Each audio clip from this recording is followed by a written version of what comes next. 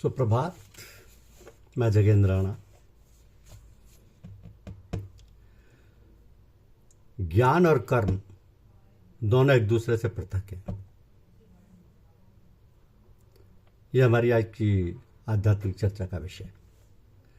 ज्ञान और कर्म दोनों एक दूसरे से पृथक हैं। देखिए, सांख्य यानी ज्ञान और कर्मयोग को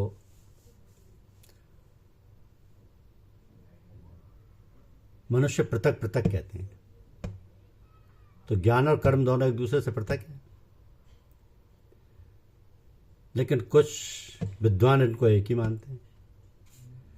इन दोनों में से एक में भी अच्छी प्रकार स्थिर मनुष्य दोनों के फल को लाभ कर लेता है, क्योंकि जो मुक्ति धाम ज्ञानी लोग प्राप्त करते हैं वही परमधाम कर्मयोगियों से भी प्राप्त किया जाता है। तो इनके अंतिम परिणाम में कोई भी भेद नहीं है। इसलिए सांख्य और योग को, ज्ञान और निष्काम कर्म को जो एक रूप देखता है वही वास्तव में सत्य को देखता है। इन दोनों को एक समझने वाला ही सच्चा ज्ञानी है। कर्मयोग के बिना कर्मों के त्याग को अथवा ज्ञान को प्राप्त करना कष्ट साध्य है, परंतु निष्काम कर्म में लगा हुआ मुनि ब्रह्म को शीघ्र प्राप्त कर लेता है। जो भगवत भक्त कर्मयोग में परायण है, जिनका आत्मा शुद्ध है, जो अपने आप को वश में किए हुए हैं, जो जितेंद्रिय हैं और जो सब प्राणियों को अपना आत्मा मानने वाले हैं, अपने समान समझने वाले हैं, वो कर्मों को करते हुए लिप्त नहीं होते। वो कर्मों के बंधनों से सदा अलिप्त ही बने रहते।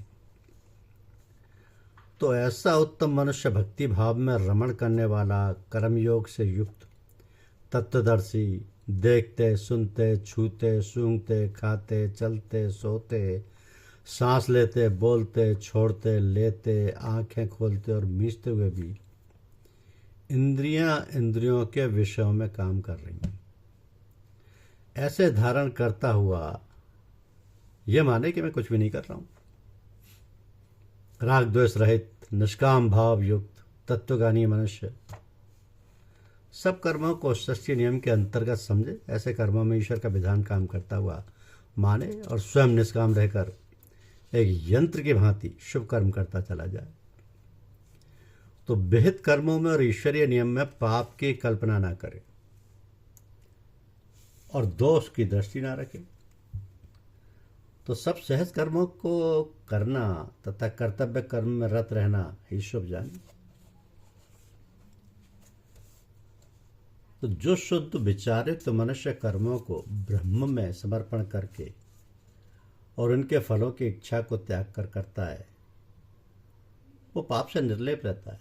जैसे पानी से कमल का पत्ता, जैसे कमल का पत्ता पानी में रहता हुआ कीचड़ मिट्टी से पालन पाता हुआ उन दोनों से निर्लेप रहता है और पानी से नहीं भीगता।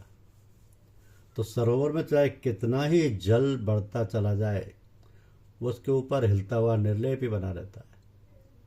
इसी प्रकार सब कर्मों को श्री भगवान में समर्पण कर देने वाला निष्काम भाव युक्त मनुष्य रक्षण, पालन आदि के सभी कर्म करता हुआ पाप के स्पर्श से सदा ऊपर ही रहता है। उसकी यह धारणा हुआ करती है कि स्वयं तथा पर का रक्षण करना, कर्तव्य को निभाना और समाज का हित साधना सृष्टि के स्वाभाविक कर्म में है। इनके संस्कार भगवत भक्त की आत्मा को बांधने के साधन नहीं बन सकते। तो योगी जन कर्मों के फल की कामना को छोड़कर आत्मा की शुद्धि के लिए केवल काया से, मन से, बुद्धि से और इंद्रियों से भी कर्म किया करते हैं। संसार के पदार्थों में आसक्त निमग्न मनुष्य के काम तो राग द्वेष, वैर विरोध और भोग उपभोग की तृष्णा से प्रेरित होकर होते हैं, परंतु कर्मयोगियों के कर्म केवल अपने कल्याण के भाव तथा कर्तव्य बुद्धि से हुआ करते हैं। तो उनकी शारीरिक क्रिया केवल स्वभाव सिद्ध होती है, उसमें वे मन बुद्धि को अधिक नहीं लगाते।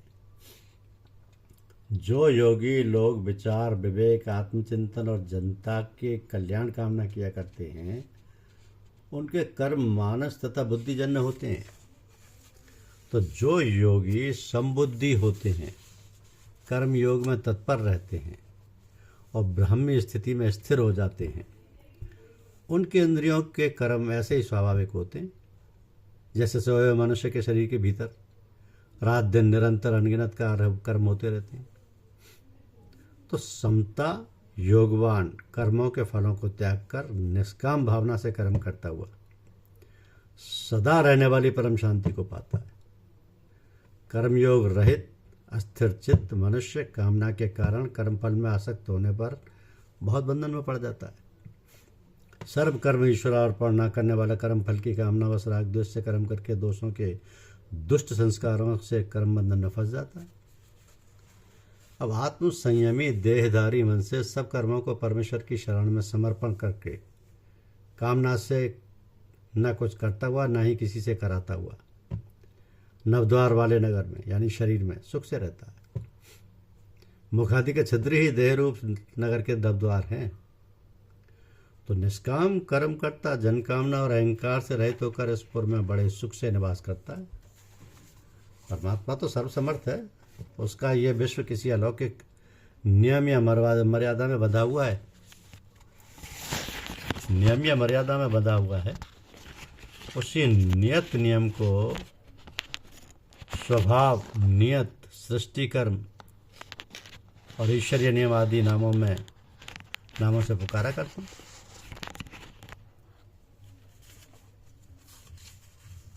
इस पर भगवान ने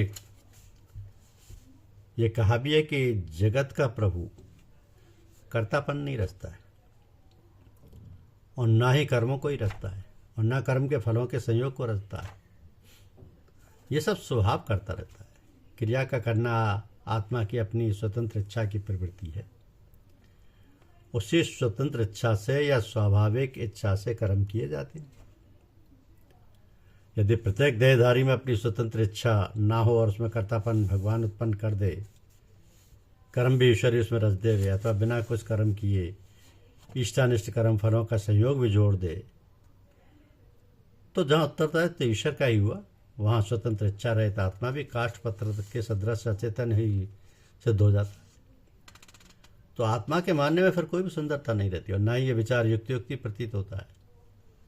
इसलिए यही भद्र और यौकिक सत्य है कि देहधारी आत्मा अपनी स्वाभाविक स्वतंत्र इच्छा से कर्म करता है। धन्यवाद। YouTube चैनल को लाइक और सब्सक्राइब अवश्य कीजिए। शुक्रिया।